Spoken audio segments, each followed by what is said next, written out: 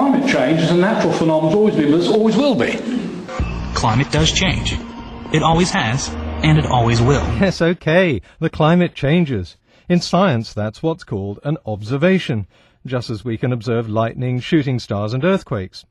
They're all natural. But the role of scientists isn't to sit back and marvel at all these natural mysteries. It's to find out why they happen. So what climatologists want to know is, what causes the climate to change? And after 2 centuries of research, they now have a pretty good idea. Let's just recap. Insolation is the amount of energy we get from the sun. It depends not only on the energy output of the sun, but on how the Earth is positioned to receive it, its tilt and orbit. Greenhouse gases, things like water vapour, carbon dioxide and methane. And thirdly, particulates and aerosols. They come from volcanoes and meteorite impacts. They block sunlight and cool the Earth down, and aerosols caused by industrial pollution do the same thing. Finally, the Earth itself can amplify these changes through positive feedback, and even the configuration of the continents. And so we come to our first urban myth, which happened to pop up in the comments forum of one of my climate videos.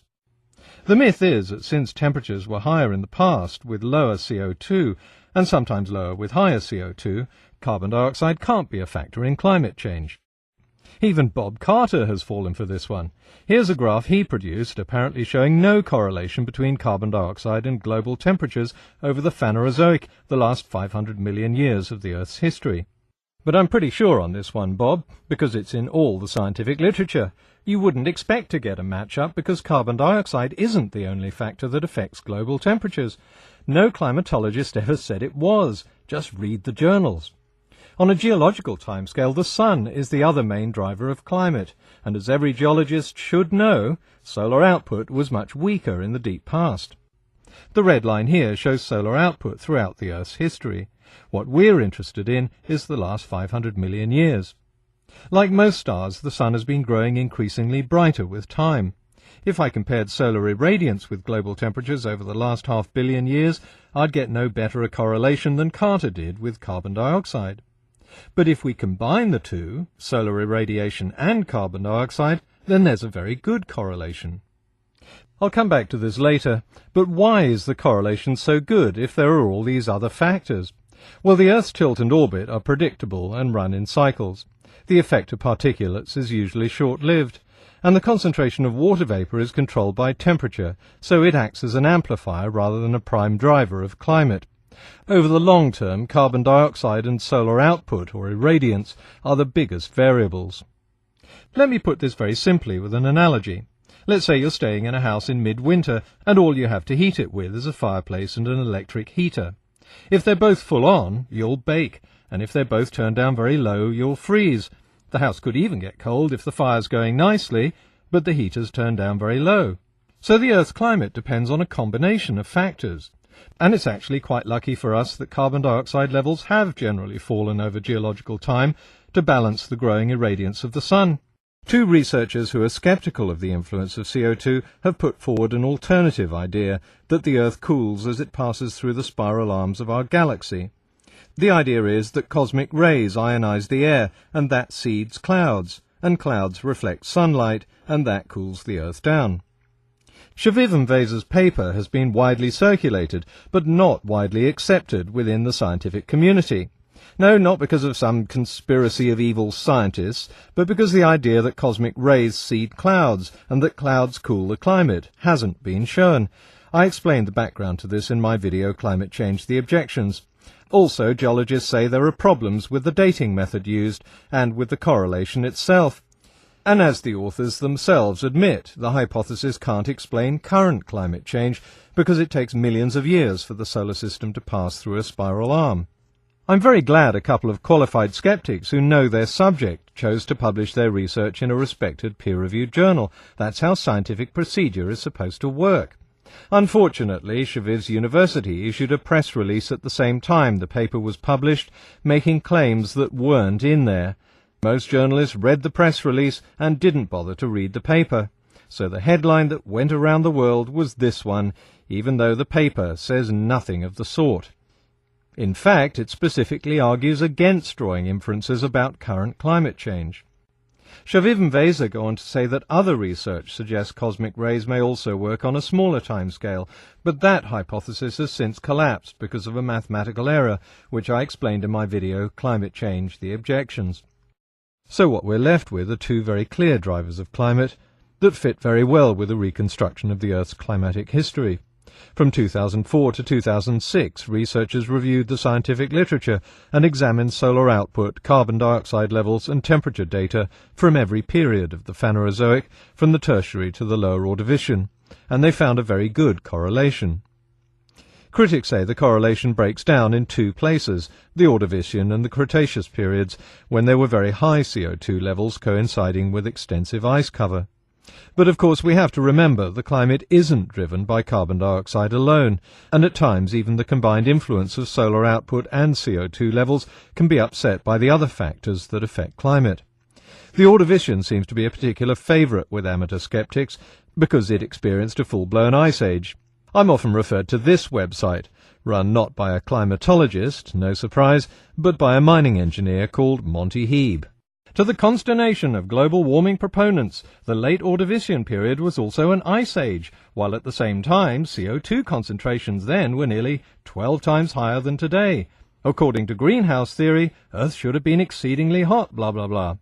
No, according to greenhouse theory, if you want to call it that, global temperatures vary depending on several factors, not just carbon dioxide. So let's go back over 20 years of research into the Ordovician climate and see what real climate scientists have discovered. First of all, solar output during the Ordovician was, of course, much weaker than today, about 4.5% weaker. That should have been enough to plunge the Earth into an ice age. It certainly would today. But in fact, the climate was much hotter, way beyond any forecast of what we're expecting in the next 100 years. How can that be? Well, paleoclimatologists have concluded it's because carbon dioxide levels were around 18 times higher than today. So if all that carbon dioxide was keeping the Earth hot, why did it suddenly descend into an ice age? This was a problem facing geologists over a decade ago. The only way to cool the Earth down would have been to remove billions of tons of carbon dioxide from the atmosphere. But there was no known mechanism for that happening over such a short period of time. In 1994, geologists discovered that carbon dioxide levels did indeed drop dramatically towards the end of the Ordovician. The reason still wasn't clear. Climatologists calculated that such a drop would have caused global temperatures to fall, but there was still more than enough CO2 in the atmosphere to prevent an ice age. Then in 1995, researchers from Texas A&M showed that one other factor had come into play, the position of the continents, which had joined into a supercontinent near the South Pole. They also concluded that the Earth's orbit might have played a role in reducing solar irradiance even further. 2 years later, researchers from Pennsylvania State University calculated that all these factors put together, including the drop in carbon dioxide levels, would have been enough to precipitate an ice age. Then in 1999 and 2005, two papers began to shed light on the reason carbon dioxide levels fell. During the Ordovician, the Atlantic oceanic crust was subducting under the North American continent. This thrust up the Appalachian Mountains. As they rose, the silicate rocks in these newly formed mountains rapidly weathered. This happens through a simple chemical process. Carbon dioxide reacts with silicate rock, forming calcium or magnesium carbonate.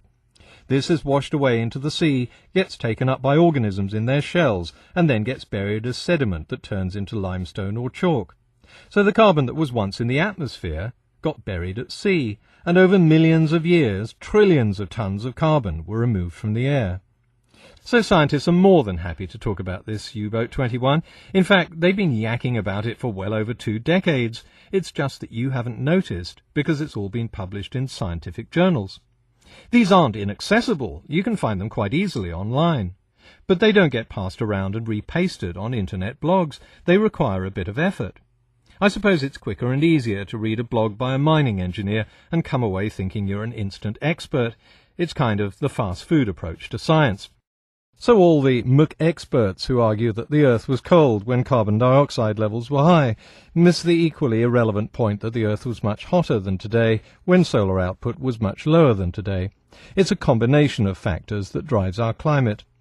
But a lot of people continue to think that the sun is acting alone. None of the major climate changes in the last 1,000 years can be explained by CO2. Well, I can beat that.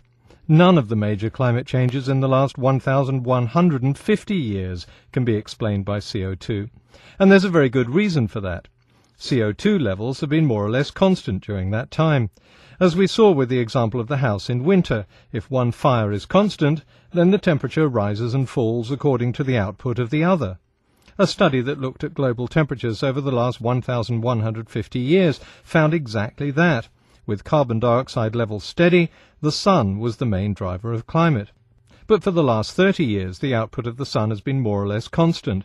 So as climatologists predicted, temperatures have risen concurrently with a rise in the other historical driver of climate, carbon dioxide.